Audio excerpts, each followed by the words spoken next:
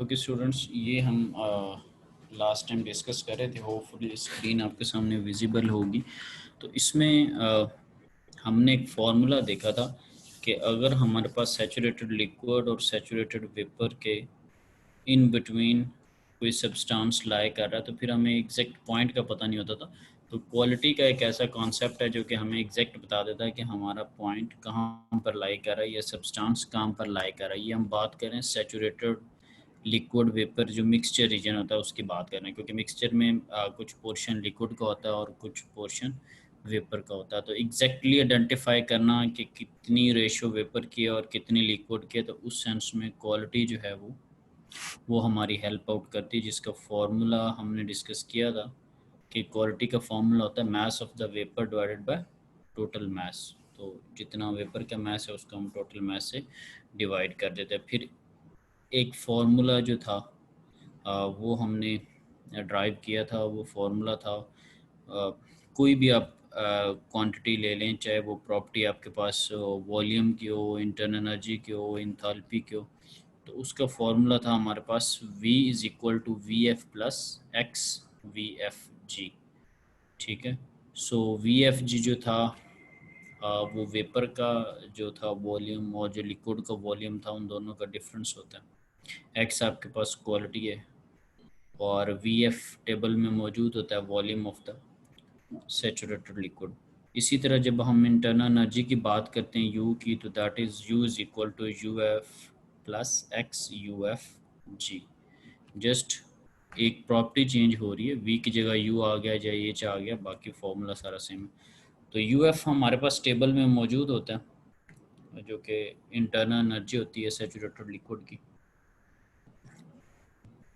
Again x quality है, U F G जो है वो वेपर की इंटरनल एनर्जी और लिक्विड की जो इंटरनल एनर्जी है उनका डिफरेंस है। इसका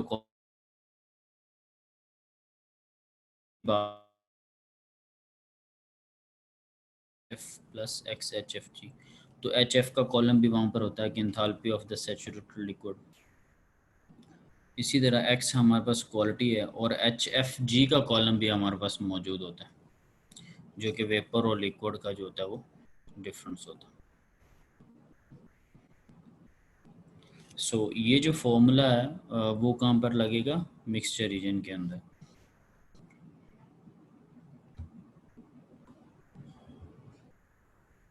अब अभी आपके सामने एक एग्जांपल नज़र आ रही है, एग्जांपल 3.4 आ रही नज़र सबको? Yes sir. यस सर, आ रही है। ठीक है। अच्छा, ये जो फॉर्मूला का बता रहा था, फॉर एग्जांपल इस अगर डायग्राम में देखें ग्राफ में, तो ये वाला जो पॉइंट होता है वो एफ वाला पॉइंट होता है और ये वाला जो पॉइंट होता है वो जी वाला पॉइंट होता है। ये सैचुरेटेड लिक्विड का पॉइंट है ये वाला, और ये वाला सैचुरेटेड वेपर का पॉइंट है। तो ये जो कांस्टेंट लाइन होती है, ये इसको आप कह रहे थे सैचुरेटेड लिक्विड वेपर। इसके लिए आपने ये जो फार्मूलाज पढ़े हैं कि V is equal to V F plus x V F G, U is equal to U F plus x U F G, H is equal to H F plus x H F G. So ये formula जो है वो mixture region के लिए, किसी और reason के ऊपर ये फार्मूला अप्लाई नहीं होते, क्योंकि किसी और रीजन में क्वालिटी आपके पास मौजूद नहीं होती। सो सबसे पहले हम देख लेते हैं कि इसमें जो स्टेटमेंट गिवन है उसके अकॉर्डिंगली इसको सॉल्व करने की कोशिश करते हैं कि region tank contains 10 kg of water at 90 degree C. So जो मैस है वाटर का वो 10 है और जो सब्सटेंस है वो वाटर है, और जो टेम्परेचर है वो 90 डिग्री सी है। If 8 kg of the water is in the liquid form and rest is in the vapour form. अब वो बता रहा है कि अगर 8 kg लिक्विड फॉर्म में, rest is in the vapour, इसका मतलब 8 अगर लिक्विड है तो 2 kg जो है वो वेपर है। क्यों? क्योंकि टोटल 10 है आपके पास ना। सो यहाँ से हमें इस चीज़ का आइडिया होगा कि 8 kg जो है वो सैचुरेटेड लिक्विड और 2 kg जो है वो वेपर है। ठीक है। और फाइंड आउट जो चीज़ हमने करनी है, determine the pressure in the tank. हमने within the tank pressure find out करना है और volume of the tank find out करना है कि टैंक के अंदर वॉल्यूम कितना है। ठीक है। सो प्रेशर आइडेंटिफाई करना हमने। हमारे पास अब अगर देखा जाए टेबल काफ़ी सारी चीज़ों के होते हैं, माइट भी आपको एयर का टेबल मिले और आइडियल गैस का टेबल मिले, आपको जो रेफ्रिजरेंट होता है 134 है उसका टेबल भी मिलेगा, वाटर का भी मिलेगा, और भी काफ़ी सारे टेबल्स होंगे। तो सबसे पहली बात ये कि हमने वाटर के टेबल्स जो हैं उनको देखना है, क्योंकि हमारे पास सब्सटेंस वाटर है। फिर वाटर के तीन आपको पता है टेबल्स आपको गिवन है, एक तो कॉम्प्रेस्ड, एक सुपर हीटेड है और एक सेचुरेटेड है। सो अब हमें कैसे पता चला कि हमने तीनों में से कौन सा जो टेबल है वो देखना है? तो हमें उसके डेटा से थोड़ी इंडिकेशन ये मिली है। डेटा में एग्जैक्टली तो सेचुरेटेड का वर्ड नहीं है, डेटा में हमें ये इंडिकेशन मिली है कि उसने क्या कि टोटल 10 kg है और 8 kg जो है वो लिक्विड है और 2 वेपर है। तो लिक्विड और वेपर का एक साथ मौजूद होना ये मिक्सचर रीजन के अंदर ही होता है, ये saturated liquid vapour mixture region के अंदर होता है ऐसा, क्योंकि कंप्रेस और सुपर हीटेड के अंदर दो दो चीज़ें एक टाइम पे अवेलेबल नहीं होती। तो वहाँ से हमें एक इंडिकेशन मिली थी कि ये सैचुरेटेड टेबल है। ओके जी। अब फर्दर सैचुरेटेड टेबल के अंदर भी हमारे पास एक टेम्परेचर टेबल है, यानी कि अगर टेम्परेचर गिवन है तो टेम्परेचर को देख के वैल्यूज़ निकाल लें, प्रेशर गिवन है तो प्रेशर को देख के वैल्यूज़ निकाल लें। सो हमारे पास टेम्परेचर गिवन था 90 डिग्री। सो हम क्या करेंगे कि सैचुरेटेड टेबल टेम्परेचर टेबल में जाएंगे और 90 डिग्री पे वैल्यूज़ को जो है वो देखेंगे। टेबल को ओपन करता हूँ थ्रू बुक।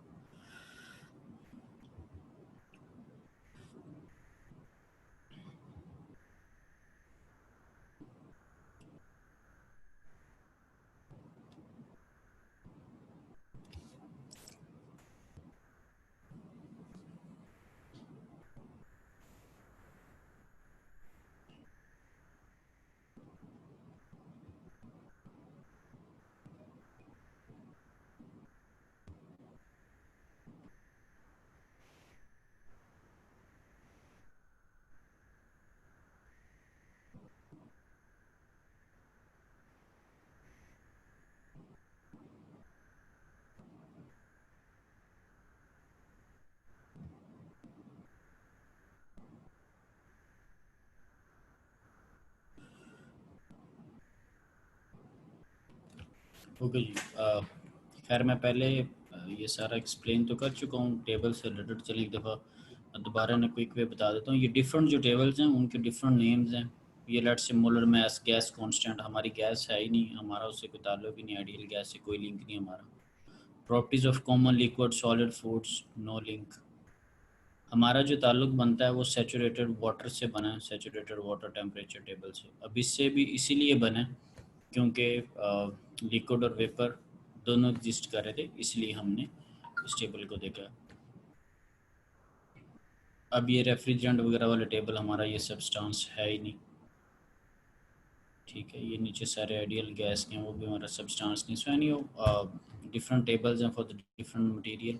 सो हमारे पास वाटर था, वाटर के अंदर भी फर्दर देखें तो ये सेचुरेटेड वाला टेबल है, ये सुपर हीटेड वाला टेबल है और ये कंप्रेस वाला टेबल है। तीन कैटेगरीज बनी हुई। तो हम सेचुरेटेड टेबल में गए क्योंकि लिक्विड और वेपर दोनों एग्जिस्ट कर रहे थे, राइट। सो टेम्परेचर टेबल A4 पे हम चले जाते हैं।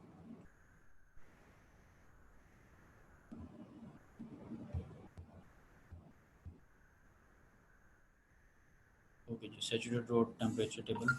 हमें जो टेम्परेचर गिवन था 90 डिग्री।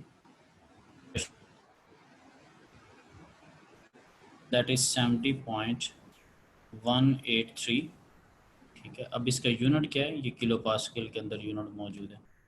और अगर आपने इसका सिंबल लिखना हो तो P is equal to P saturated, और जो वैल्यू है दैट इज 70.183 किलो पास्कल, ठीक है जी। और स्लाइड पे ज़रा वापस आते हैं एक दफ़ा।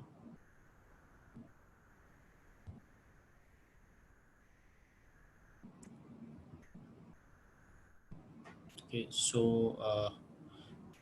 स्लाइड आपको दोबारा नज़र आ रही होगी। हमारे पास जो प्रेशर है P is equal to P saturated 70.183 kilo pascal, ठीक है जी।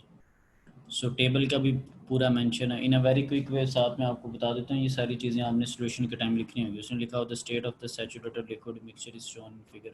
यार ये तो अलग बात है। Since the two phases coexist in equilibrium so we have a saturated mixture.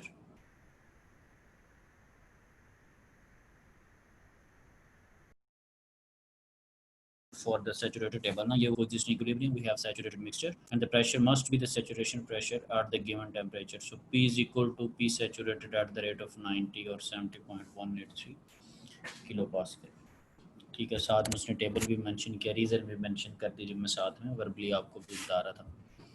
Part B में आपको ये कि volume of the tank find out करना है। अब यहाँ पे एक जेन में क्वेश्चन आता है कि कुछ वेपर है कुछ लिक्विड है, आपने टोटल वॉल्यूम बताना है, वेपर और लिक्विड दोनों का वॉल्यूम आपने बताना है। सो आपके पास सिंपल फॉर्मूला क्या, V is equal to V F plus v g. V f का मतलब है कि लिक्विड का वॉल्यूम, सैचुरेटेड लिक्विड का। वी जी का मतलब है सैचुरेटेड वेपर का वॉल्यूम। ठीक है, ये नॉर्मल वॉल्यूम्स है क्यूबिक मीटर्स के अंदर। V is equal to V F plus v g. और आपको ये भी पता है कि नॉर्मल को अगर आप स्पेसिफिक में लिखें तो आपको मैस मल्टीप्लाई करना पड़ता है। सो वी एफ को अगर स्पेसिफिक की फॉर्म में लिखें तो आपको एम वी एफ लिखना पड़ेगा, और वी जी को भी अगर स्पेसिफिक की फॉर्म में लिखें तो आपको एम वी जी लिखना पड़ेगा। और स्पेसिफिक का यूनिट क्या होता है, मीटर क्यूब पर के जी। सो मैथ से मल्टीप्लाई करने से क्या होता है कि के जी से कट जाता है, वो मीटर क्यूब में रह जाता है। ओके जी, so v is equal to V F plus v g, और आपने उसको स्पेसिफिक की फॉर्म में लिख दिया। अब ये जो मैं अब इसके साथ एम एफ का सिंबल है, इसके साथ वी जी का सिंबल है, क्योंकि ये 10 के जी मैथ्स यहाँ पे यूज़ नहीं हो सकता। वेपर के लिए ज़्यादा यूज़ होगा, लिक्विड उसके लिए लिक्विड के लिए ज़्यादा यूज़ होगा। सो एम एफ की जगह, एम एफ का मतलब है कि लिक्विड का मास, तो लिक्विड का मास आपको बताया हुआ कि 8 K G of the water is in the liquid. So उसकी जगह 8 आ गया। जब आपने एम जी की बात की तो उसने लिखा हुआ and the rest is in the vapour form, तो रेस्ट से मुराद ये था रिमेनिंग 2 के जी था, तो 2 के जी वेपर के।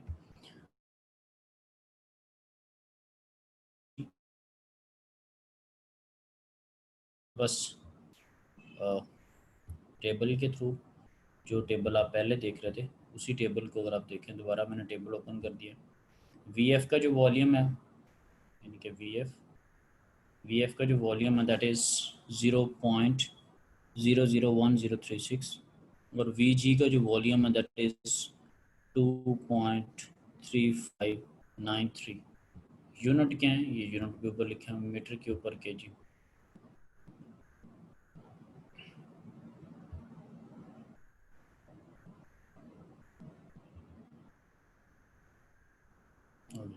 अब दोबारा हम स्लाइड पे आ चुके हैं, जो एग्जांपल हम कर रहे थे। सो जब आपने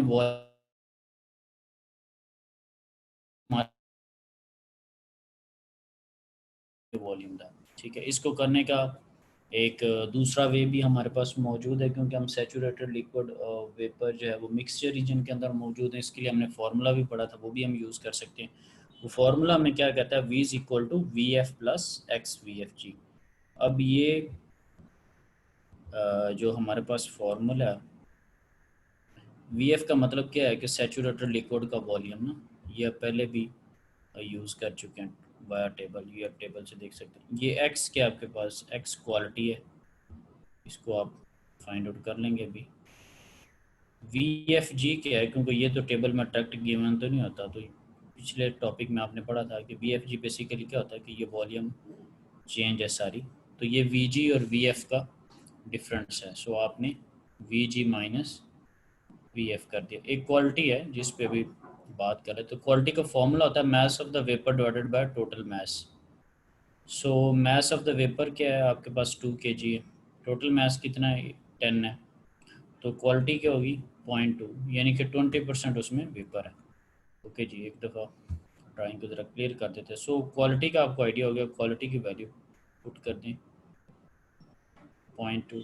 अब ये आपको पता है कि ये जो आपने फार्मूला लिखा था, इस फार्मूला का जो यूनिट होगा, क्योंकि ये स्पेसिफिक में इस फार्मूले का यूनिट है मीटर क्यूब पर के जी। सो आपको पर के जी की फॉर्म में वॉल्यूम नहीं चाहिए, आपको क्यूबिक मीटर की फॉर्म में वॉल्यूम चाहिए। और ये आपके पास टोटल वॉल्यूम जो है या एवरेज वॉल्यूम वो आ चुका है। सो लिहाजा इसका केजी ख़त्म करने के लिए आप क्या करेंगे कि आप टोटल जो मैस है उसके साथ इसको मल्टीप्लाई कर देंगे। अब अगर आप देखें क्यूबिक मीटर के अंदर देखें तो इसका भी आंसर जो है वो 4.73। तो देर आर टू वेज। अब क्यों यहाँ पर दो तरीके इस्तेमाल हो गए थे, क्योंकि आपको लिक्विड का भी आइडिया था और वेपर का भी आइडिया था। हो सकता है आपके पास इंफॉर्मेशन इनकम्प्लीट हो, आपको लिक्विड और वेपर दोनों के मैसेज ना पता हो, डेटा इनकम्प्लीट हो, तो आप फिर हमारे पास नीचे वाला जो फार्मूला है ये ज़्यादा एप्लीकेबल होता है। ठीक है, ये फार्मूला यहाँ पे लकीली इसलिए लग गया था कि आपको मैस ऑफ द लिक्विड भी पता था और वेपर भी पता था और लिक्विड भी पता था। ठीक है, सो इस सेंस में आपने लगा लिया। दोनों दोनों वे से ये क्वेश्चन हो गया। अब यहाँ पे अभी जो टेबल है वो आपने आइडेंटिफाई करना उतना नहीं सीखा, क्योंकि यहाँ पे भी उसने हिंट दे दिया था कि लिक्विड और वेपर मिक्स है ना। यहाँ पे भी हमें पता लग गया कि ये मिक्सचर है। अगले टेबल्स में अगली एग्जांपल्स में होपफुली माइट भी ये इंफॉर्मेशन आपके पास अवेलेबल ना हो, आपको खुद से आइडेंटिफाई करना पड़े, तो वो हमें कोई इशू नहीं है, we can identify very easily.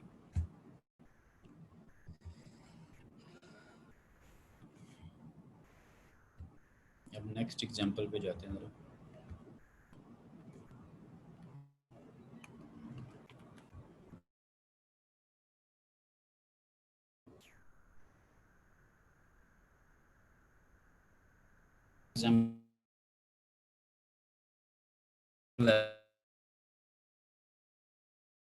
अगर हमने उसको क्यूबिक मीटर में लेके जाना तो हम ले जा सकते हैं,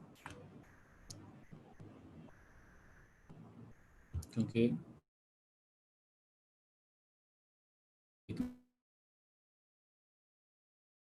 से डिवाइड किया हुआ, क्योंकि 1 लीटर के अंदर 1000 क्यूबिक मीटर होते हैं। सो an 80 liter vessel contains 4 kg of refrigerant 134A। यहाँ पे एक डिफरेंट बात ये है कि अब वाटर नहीं है, अब यहाँ पे सब्सटेंस कौन सा है, रेफ्रिजरेंट। रेफ्रिजरेंट। ठीक है, अब वाटर वाला सिनेरियो नहीं है।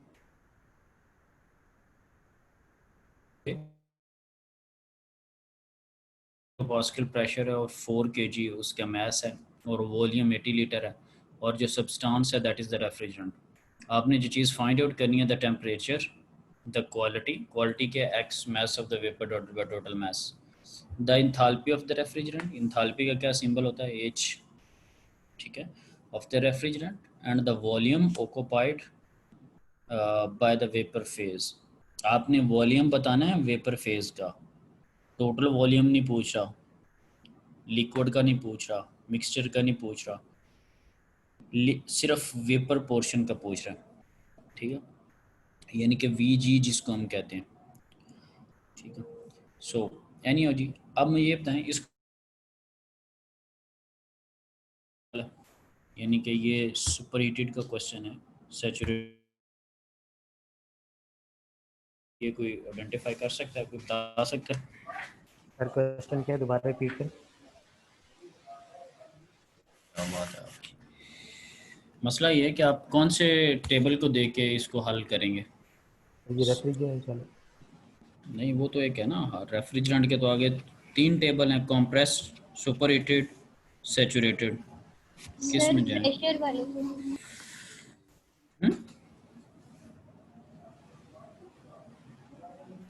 सैचुरेटेड को देखेंगे, सैचुरेटेड को क्यों देखेंगे? क्योंकि वेपर क्योंकि फेज है। इसमें सर वेपर भी है इसमें, वेपर मिक्सचर। वेपर कहाँ पे नज़र आ रहा है आपको? कंप्रेस्ड लिक्विड, सुपरहीटेड वेपर और सैचुरेटेड मिक्सचर रीजन। नहीं, कहाँ पे नज़र कहाँ पे आ रहा है, डेटा ये लिखा हुआ है ना, ये एग्जांपल कहाँ पे लिखा हुआ है कि इस तरह की चीज़ें? सर डेटा क्योंकि में कहाँ पे वॉल्यूम लिखा? और वेपर हम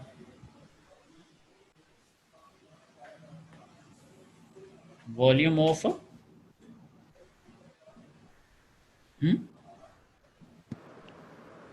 वॉल्यूम हाँ जी, वॉल्यूम ऑफ क्या? Vapour phase. तो क्या पता इसका आंसर ही 0, ये तो पार्ट डी है, इसका क्या पता मैं इसको हल करूं मेरे पास इसका आंसर, कोई गारंटी है कि जो चीज़ क्वेश्चन में लिखी हो वो वही होती? ये तो पार्ट डी है ना। लेट से मैं कोई क्वेश्चन देता हूँ, अब मैं कहता हूँ यहाँ इसकी पावर फाइंड आउट करें, मतलब 3-4 पार्ट्स हैं, वॉल्यूम, और उसका सॉरी वोल्टेज करंट कुछ और चीज़ें, मैं कहता हूँ पावर डेसिपेटेड, क्या पता पावर डेसिपेट ही ना हो रही, वो हो ही सोर्स का ही पावर सप्लाई रहा हो, तो ज़रूरी तो नहीं है जो क्वेश्चन जो पूछा हुआ उसको सॉल्व करने के बाद क्या पता आंसर 0 है।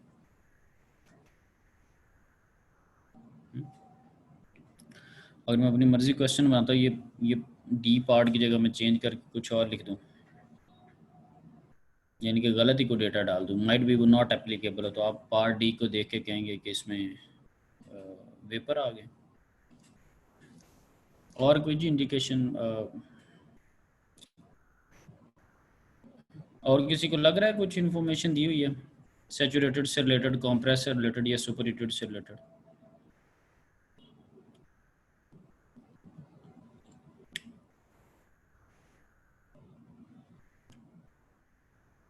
जी नहीं कह दें, नहीं दी हुई तो नहीं कह दें।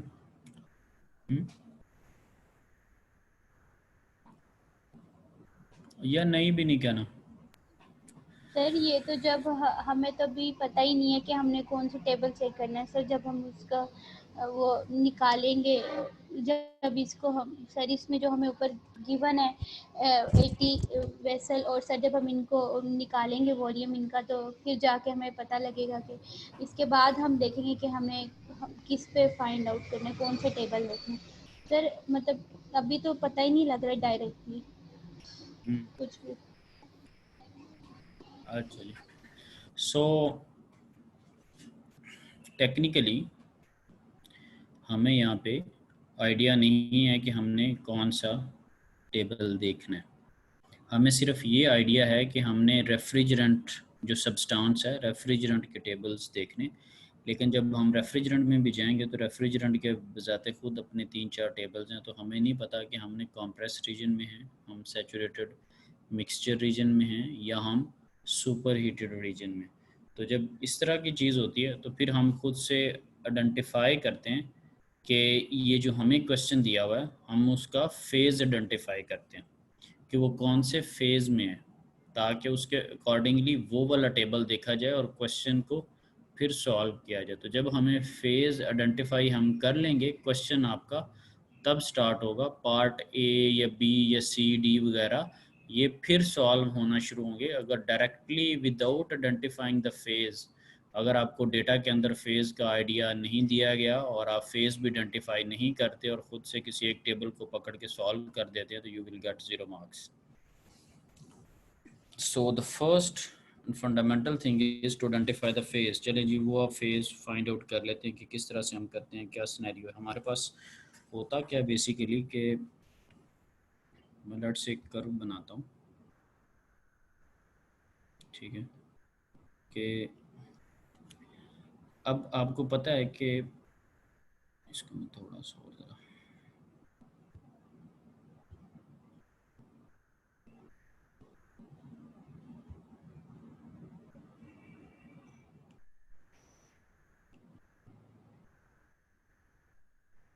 इसको मैं टीवी डायग्राम के सेंस में भी बना रहा हूँ फिलहाल। सो आपको पता है अच्छा ये जो मैंने पॉइंट लेबल किया ये कौन सा पॉइंट होता है, एफ या जी?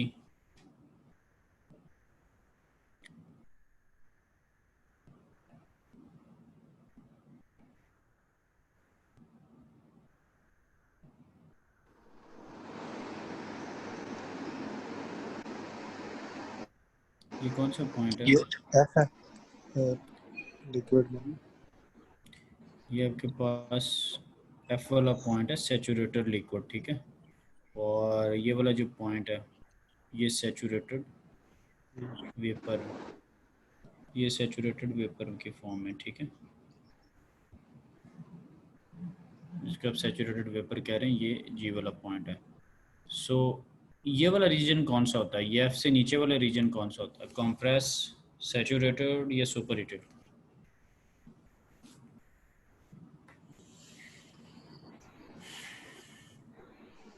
कंप्रेस सैचुरेटेड होगा सर, ये कंप्रेस सैचुरेटेड होगा सर ये कंप्रेस्ड होता है क्योंकि आगे तो फेज चेंज होता है। ये सिर्फ कंप्रेस है, कंप्रेस सैचुरेटेड नहीं है, सैचुरेटेड कुछ और चीज़ है, कंप्रेस कुछ और चीज़ है और सुपर हीटेड कुछ और चीज़ है। हमने तीनों चीज़ों में फ़र्क करना, ठीक है। सो ये वाला हमारे पास जो पॉइंट होता है ना, वो कॉम्प्रेस्ड हमारे पास पॉइंट होता है। ये वाला जो पॉइंट होता है हमारे पास, ये सुपर हीटेड हमारे पास पॉइंट होता है, ठीक है। और ये वाला जो इन बिटवीन पॉइंट है हमारे पास, ये वाला, ये कौन सा होता है? Critical phase change.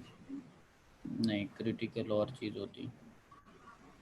ये हमारे पास सर ये सैचुरेटेड लिक्विड वेपर मिक्सचर होता है ये, ठीक है। इसमें लिक्विड भी होते हैं, वेपर भी होता है, और ये मिक्सचर रीजन है या सैचुरेटेड आप इसको कह रहे हैं।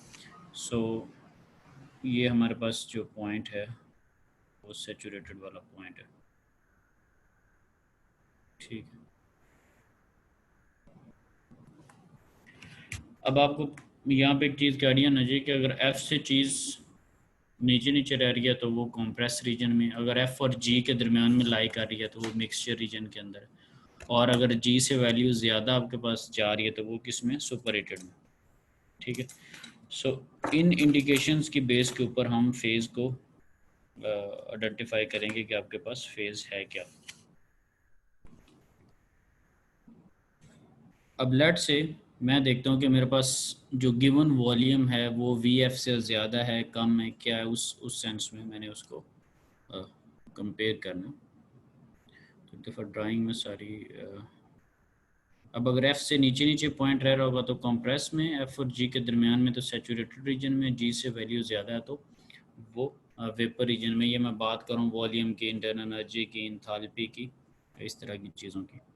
सो हमारे पास यहाँ पर वॉल्यूम गिवन था 80 लीटर, और जो हम कंपैरिजन कर सकते हैं फ़िलहाल वो वॉल्यूम के साथ कर सकते हैं, क्योंकि मैं इंटरनल एनर्जी के साथ कंपैरिजन नहीं कर सकता, मेरे पास इंटरनल एनर्जी मौजूद ही नहीं है। मैं इंथैल्पी के साथ कोई कंपैरिजन नहीं कर सकता, इंथैल्पी मेरे पास मौजूद नहीं है, और इंटरनल एनर्जी के साथ नहीं कर सकता, एंट्रोपी के साथ नहीं कर सकता। इस तरह के मैं किसी भी चीज़ों के साथ कंपैरिजन नहीं कर सकता अपने डेटा का टेबल आइडेंटिफाई करने के लिए स्वयं वॉल्यूम के। सो मैं क्या करता हूँ कि मैं 160 किलो पास्कल पे जाता हूँ। क्वेश्चन अभी स्टार्ट नहीं हुआ, ठीक है, पार्ट ए वगैरह कोई चीज़ें मैंने स्टार्ट नहीं की, जस्ट मैं फेज आइडेंटिफाई कर रहा हूँ। सो मैं देखता हूँ कि प्रेशर जो है 160 किलो पास्कल पे रेफ्रिजरेंट के अंदर मैं जाके देखता हूँ कि मेरे पास जो वॉल्यूम है टेबल के अंदर वो कितना दिया हुआ। और एक चीज़ आपको भी पता है, टेबल स्पेसिफिक में, टेबल के जो वैल्यूज़ हैं वो स्पेसिफिक में है या नॉर्मल यूनिट्स के अंदर?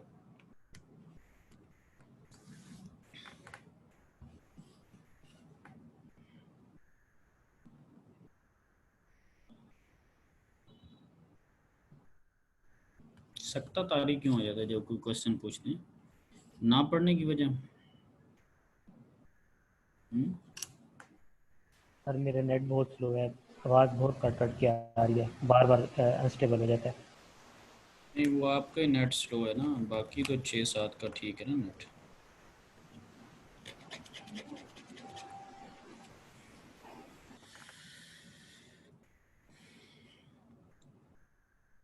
आपको मैंने पिछले लेक्चर में भी कहा था कि एटलीस्ट जाके टेबल को रीड आउट कीजिएगा कि टेबल वगैरह का यूनिट क्या दिया हो। तो ये टेबल के यूनिट्स टॉप पे लिखे हुए।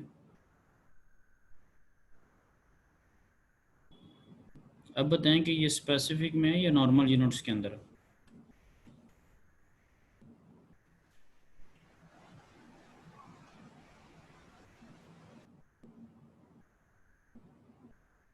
सर ये स्पेसिफिक में है, क्योंकि मैं इससे डिवाइड किया हुआ है।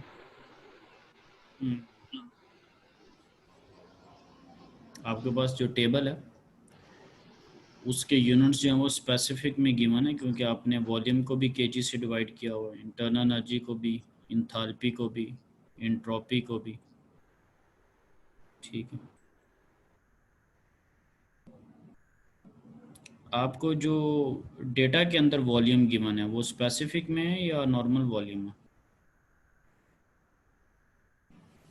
सर वो नॉर्मल है, उसको बाद में। वो नॉर्मल वॉल्यूम है लीटर्स के अंदर, क्योंकि मैस वगैरह से डिवाइडेड नहीं है। तो 1 लीटर के अंदर कितने क्यूबिक मीटर होते हैं वो उसने हो गए। बना ली, वो उसने बना लिए हैं। सो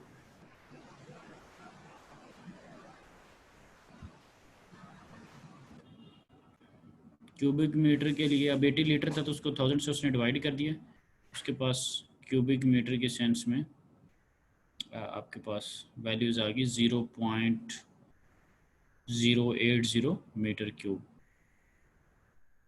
अब इसने क्या काम किया है कि इस वॉल्यूम को मैस से डिवाइड किया हुआ है, इस वॉल्यूम को मैस से डिवाइड किया। वजह क्या है? क्योंकि वॉल्यूम से अपने डेटा के गिवन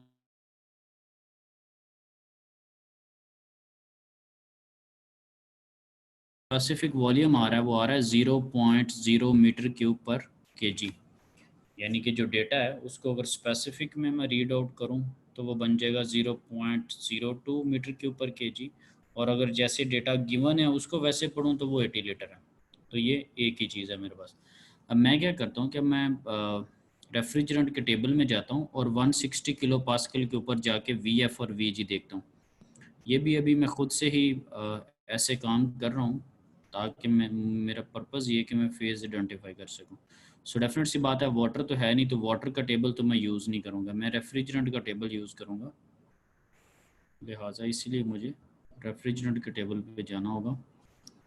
और 160 किलो पास्कल आपको प्रेशर गिवन है, तो इसीलिए आप रेफ्रिजरेंट का वो वाला टेबल देखेंगे जो कि प्रेशर से स्टार्ट हो रहा है। तो ये वाला टेबल जो है वो प्रेशर से स्टार्ट हो रहा है 160 किलो पास्कल के ऊपर मैं आया हूँ, ये दैट इज़ 160 किलो पास्कल। और ये लिखा भी हुआ है रेफ्रिजरेंट 134 है। अच्छा जी, 160 किलो पास्कल पे आ गया और मैं वॉल्यूम देख लेता हूँ। ये मेरे पास VF मौजूद है और ये VG मौजूद है। ये दोनों VF और VG को मैं अपने पेज पे लिख लेता हूँ। ठीक है जी, अब हम दोबारा वापस उसी स्लाइड पे आ चुके हैं जो हम क्वेश्चन सॉल्व कर रहे थे। टेबल से मैंने देख के VF भी लिख दिया और VG भी लिख दिया। अब यहाँ पर मैंने डिसीजन लेना है, यहाँ पर मैंने आइडेंटिफाई करना है कि अगर तो मेरा वॉल्यूम VF से कम है तो इसका मतलब मैं कॉम्प्रेस रीजन में हूँ। अगर मेरा वॉल्यूम VF और VG के दरमियान में है तो मैं सैचुरेटेड रीजन में हूँ।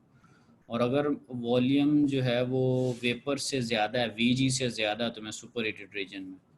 सो ये जो चीज़ें हैं ये आइडेंटिफाई करेंगी। सो हमने देखा कि आप ये बताएं कि आपको जो डेटा में गिवन वॉल्यूम है दैट इज़ 0.02 मीटर क्यूब पर के। तो मुझे ये बताएं कि आपके डेटा वाला जो वॉल्यूम है वो इन दोनों के दरमियान में, स्लाइड आपके सामने, जी सर, दोनों के दरमियान में है। स्पेसिफिक वॉल्यूम को जो डेटा में गिवन है।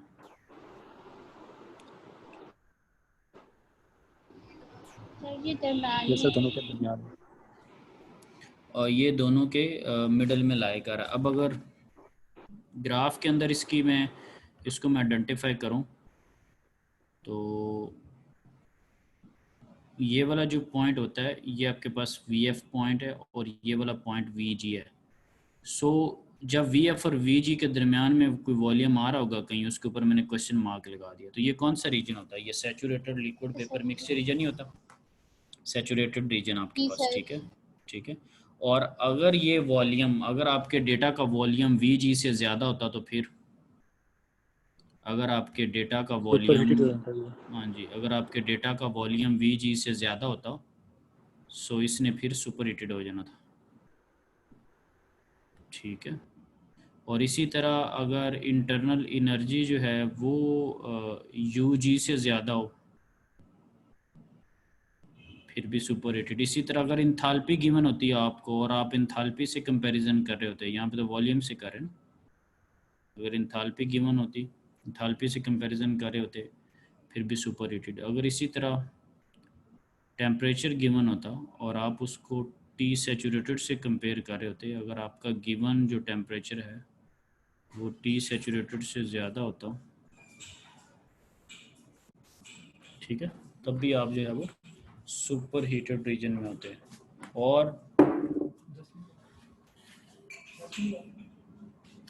और अगर आप जो है वो, अब मैं इसकी F वाले पॉइंट की बात कर रहा हूँ, अगर आपका ये जो वॉल्यूम है V ये लेस देन होता VF से, फिर कौन सा रीजन होता? कॉम्प्रेस्ड होना था से सर। नीचे, हाँ, सर VF से कम होता तो कॉम्प्रेस्ड होना था ये। आपके पास F पॉइंट से नीचे वाली वैल्यूज़ अगर होंगी तो आपके पास कंप्रेस रीजन VF से। इसी तरह अगर मैं इंटरनल एनर्जी के रिस्पेक्ट से कंपेयर कर रहा था, अगर इंटरनल एनर्जी गिवन होती मुझे डेटा में और मैं उसका UF या UG लिखा होता, तो अगर ये मेरी इंटरनल एनर्जी UF से कम होती फिर भी मैंने कंप्रेस में होना था। अगर मुझे एंथैल्पी गिवन होती और मैं एंथैल्पी से कंपैरिजन कर रहा होता, पी है वो HF से कम होती, मैं किस में होना था, कंप्रेस।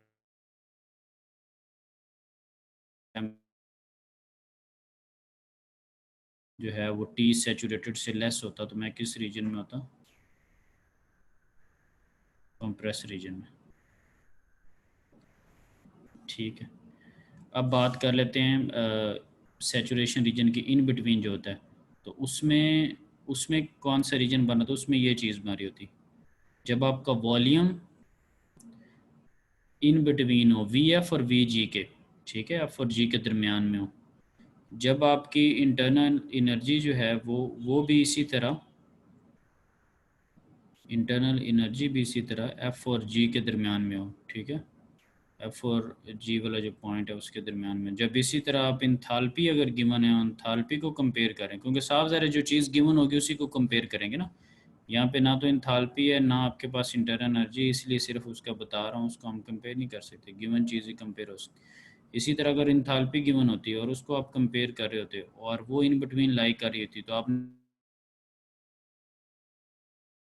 टेम्परेचर होता, तो उसने क्या होना था, उसने T सैचुरेटेड के ऊपर लाई कर रहे होना था। वो बताता हूँ कि वो इस तरह की बात क्यों कर रहा हूँ, क्योंकि जब आप TV डायग्राम बनाते हैं,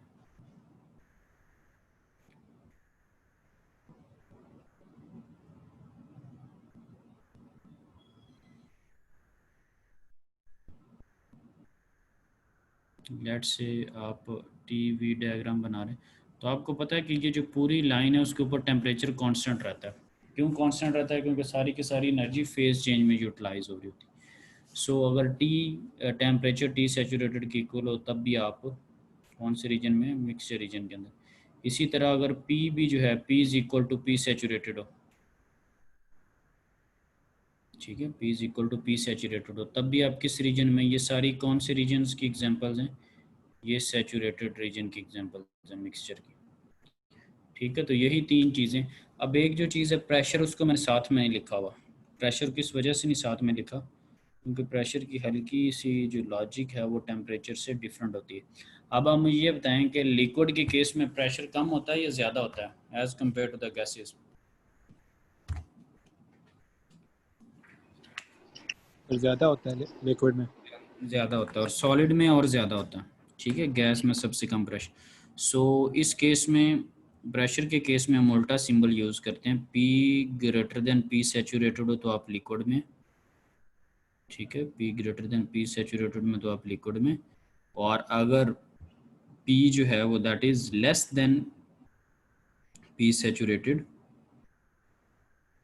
ठीक है, तो तब आप किस रीजन में, तब आप वेपर रीजन में, सुपर हीटेड वेपर में। क्यों?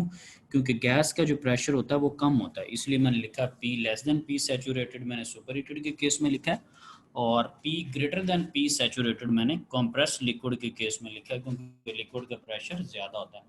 और इसको एंड पे क्यों लिखा है? क्योंकि ये कॉन्सेप्ट बाकी सारे कॉन्सेप्ट से रिवर्स कंडीशन में, ठीक होगी बात। तो अब कोई कोई प्रॉपर्टी कोई आपके जहन में हो कि जिससे आपने चेक करना हो कि डेटा कहाँ पे लाई कर रहा है, कौन सा टेबल देखना है, क्या है, तो F से जो नीचे वाले पॉइंट्स हैं अमूमन प्रेशर को छोड़ के, वो कंप्रेस में F और G के दरमियान वाली वैल्यूज जो हैं वो सैचुरेटेड लिक्विड वेपर मिक्सचर में, और जो G वाले पॉइंट से आपके पास अबव वैल्यूज़ हैं वो सुपर हीटेड के केस में, ठीक है, सोए प्रेशर का। सो यहाँ पर जितनी मैंने बातें बताई हैं, अब उसके मुताबिक आप टेबल में गए और आपने VF और VG पेज के ऊपर लिख लिया, तो जब आपने अपने डेटे वाले डेटे वाला वॉल्यूम को VF और VG से कंपेयर किया, तो आपका जो वॉल्यूम था that was in between F और G के, तो आपको पता लग गया कि ये saturated liquid vapour mixture region है, यानी कि सैचुरेटेड टेबल आपने यूज़ करना है। तो आपने रीज़न भी मेंशन कर दी कि obviously V is in between VF and VG, देखें उसने ये लिखा हुआ है। अब मैं इसको सारे को जो है वो अगर आपने स्क्रीनशॉट इसका अगर लेना है तो ले लें, ताकि मैं इसको फिर रिमूव कर देता हूँ सारी चीज़ों को। सो हमने यहाँ पर रीज़न भी बताई है कि वी जो है वो वी एफ और वी जी के दरमियान में, ये सारा रीजनिंग हो रही है, बता रहे हैं। सो जब हमें पता चल गया कि वी एफ और वी जी के दरमियान में, तो अब हम कह रहे हैं the refrigerant is in the saturated mixture region, ठीक है। Thus the temperature must be saturation temperature at the specified pressure. तो इस बात का मतलब ये है कि आपने बताया कि वॉल्यूम वी एफ और वी जी के दरमियान में, आपने कहा फेज़ क्या है, सैचुरेटेड मिक्सचर रीजन है, ये फेज़ आइडेंटिफाई हो गया। अब आपका क्वेश्चन स्टार्ट होगा। अब जब आप क्वेश्चन को स्टार्ट करेंगे, पार्ट ए को स्टार्ट करेंगे, तो आप सैचुरेटेड टेबल देखेंगे। अगर यहाँ पर सुपर हीटेड टेबल निकल आता तो आप सुपर हीटेड टेबल पर चले जाते और सारा क्वेश्चन उसके मुताबिक सॉल्व करते, और अगर कॉम्प्रेस निकल आता तो आप कॉम्प्रेस टेबल में जाते और सारा क्वेश्चन उसके मुताबिक सॉल्व करते। तो अब यहाँ पे ये ज़ेन शीन कर लें कि फ़ेज़ आइडेंटिफाई करने की कितनी ज़्यादा इम्पोर्टेंस है थर्ड चैप्टर के अंदर। फेज़ आइडेंटिफाई किया है, क्वेश्चन आपका अब स्टार्ट होना है, और इस चीज़ के प्रॉपर मार्क्स हैं। विदाउट आइडेंटिफाइंग द टेबल कोई आइडिया नहीं है, कहाँ से देखा है, कहाँ से कॉपी किया है, किधर से चीज़ें आ गई हैं, कोई आइडिया नहीं। टेबल आइडेंटिफाई करें, रीज़न लिखें, फिर जाकर क्वेश्चन को सॉल्व करें, और फिर उस क्वेश्चन की वैल्यू बनेगी। अगर अंधाधुंध उसको सॉल्व करना शुरू कर देंगे तो पहले हाथ ही, लेट्स सपोज कि आपको टेबल ही आप गलत में चले गए, तो आपके सारे पार्ट्स का आंसर 100% गलत ही आना है, ठीक है। सो फेज़ को आइडेंटिफाई करना बहुत ज़रूरी है। तो लिहाजा बुक वाले ने, जो पढ़ा लिखा बंदा ऑथर है, वो इतना अगर अच्छा लिख रहा है या बोल रहा है या बता रहा है, तो हम एज अ स्टूडेंट है, हमें भी क्वेश्चन को सॉल्व करते ये सारी चीज़ें लिखनी चाहिए। चलें जी, अब पार्ट ए को हम ज़रा सॉल्व करते हैं। अब देखें, अब मैंने पार्ट्स वगैरह की बात की, अब पार्ट ए सारी चीज़ें रिमूव कर देता हूँ। ओके जी, दैट इज़ द रीज़न। अब पार्ट ए को सॉल्व करते हैं। तो अब आप सैचुरेटेड टेबल में चले जाएंगे, ठीक है। और सैचुरेटेड टेबल भी दो होते हैं, एक प्रेशर का और एक टेम्परेचर का। अच्छा, ये अक्सर जब मैं पूछता हूँ कि कौन सा टेबल देखेंगे, तो अक्सर कुछ इस तरह के भी आंसर होते हैं कि प्रेशर टेबल देखेंगे या टेम्परेचर देखेंगे।